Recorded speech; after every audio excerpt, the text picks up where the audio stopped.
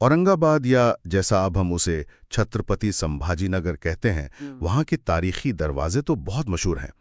آج ہم بات کرنے والے ہیں سب سے خاص بھتکل گیٹ کی۔ جی، بھتکل گیٹ ہمارے پاس جو معلومات ہیں وہ اس کی تعمیر، اس کی تاریخ اور اس کی جو خاص بناوٹ ہے اس پر کافی روشنی ڈالتی ہے۔ بالکل، یہ صرف آپ کہہ لیں ایک گزرگاہ نہیں ہے، یہ تو شہر کی شان، اس کی تاریخ کی ایک زندہ نشانی ہے۔ صحیح کہا، یہ ایک پرانا دروازہ ہونے سے کہیں زیادہ ہے۔ اس کی کہانی میں آپ کو فتح بھی ملے گی، نئی طرز تعمیر بھی، اور ایک پوری تہذیب کی جھلک بھی۔ تو آج کا مقصد یہی ہے کہ اس یادگار کو ذرا گہرائی میں سمجھیں، کیسے بنی، کیوں بنی، اور آج بھی اتنے سالوں بعد یہ اتنی اہم کیوں مانی جاتی ہے۔ آخر کیا چیز ہے جو اسے اتنا خاص بناتی ہے؟ جی دیکھیں، اس کی کئی وجوہات ہیں۔ سب سے پہلے تو یہ کہ یہ بنی کب اور کیوں۔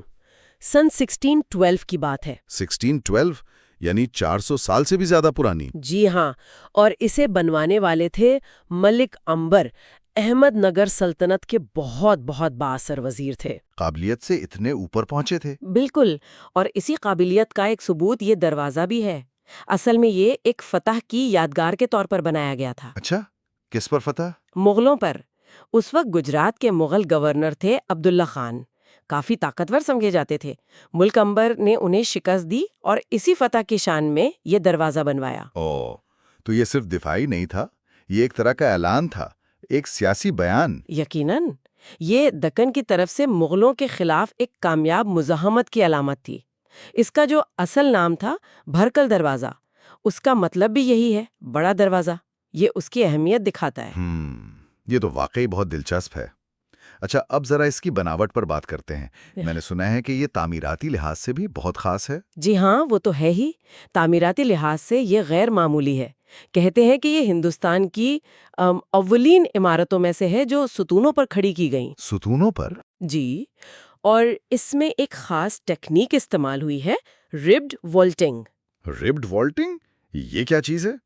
یہ دیکھیں، چھت بنانے کا ایک طریقہ ہے جس میں محرابیں یعنی آرچز ایک دوسرے کو کاٹتی ہوئی بنائی جاتی ہیں۔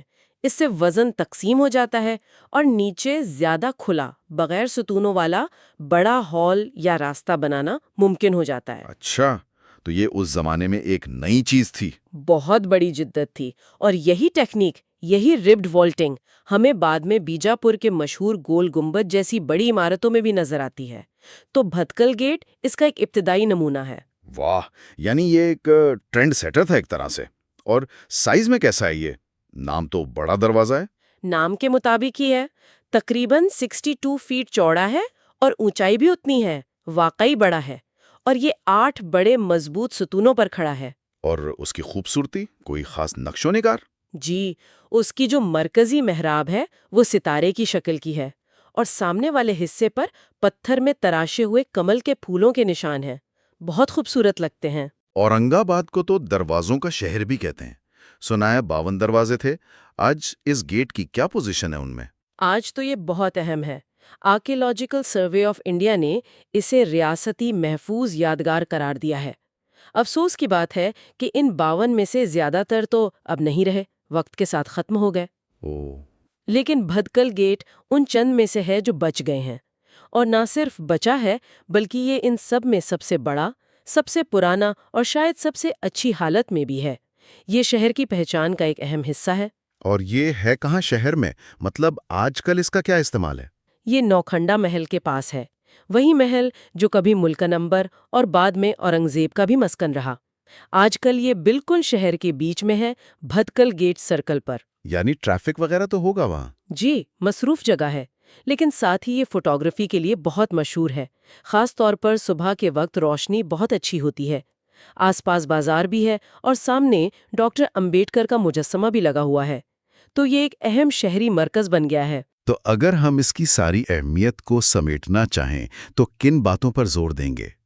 یہ صرف ایک پرانی عمارت تو نہیں ہے۔ بالکل نہیں، اس کی اہمیت کو آپ 3 طرح سے دیکھ سکتی ہیں، میرا خیال ہے۔ تاریخی طور پر یہ ملک امبر کی قیادت میں مغلوں کے خلاف مزاحمت اور فتح کی علامت ہے۔ صحیح۔ تعمیراتی طور پر یہ دکن میں نئی ٹیکنالوجی، خاص طور پر ربڑ والٹنگ کے استعمال کا ایک بہت شروع کا اور اہم نمونہ ہے۔ جی، اور ثقافتی طور پر یہ اورنگ آباد جو دروازوں کا شہر کہلاتا ہے، اس کی شناخت کا ایک مرکزی نشان ہے۔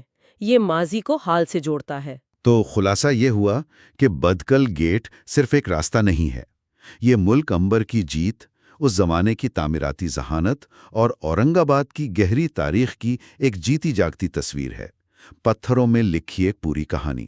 بالکل درست فرمایا آپ نے۔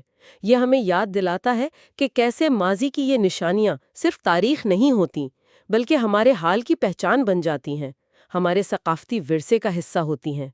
ان کو سنبھالنا اپنی تاریخ کو سنبھالنا ہے۔ اور آخر میں ایک سوال ذہن میں آتا ہے سوچنے کے لیے کہ جب شہر اتنی تیزی سے بدل رہے ہیں، پھیل رہے ہیں، اپنی پرانی شکلیں کھو رہے ہیں، تو بھٹکل گیٹ جیسی محفوظ یادگاریں ہمیں اپنی جڑوں سے جڑے رہنے، اپنی تاریخ کو سمجھنے اور اس کی قدر کرنے کے بارے میں کیا سکھاتی ہیں؟